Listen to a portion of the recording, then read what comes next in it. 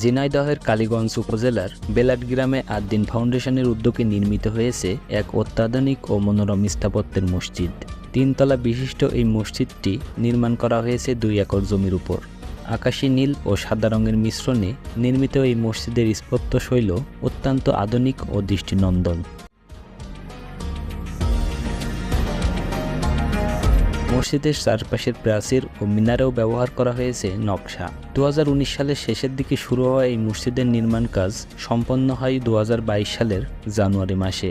আমাদের এই বেলাট উত্তরপাড়া জামে মসজিদ 12 বাজার কালীগঞ্জ ঝিনাইদহ, এই মসজিদ আদ্দিন ফাউন্ডেশন বাংলাদেশের নির্বাহী পরিচালক আলহাজ ডাক্তার শেখ মহিউদ্দিন সাহেব উনি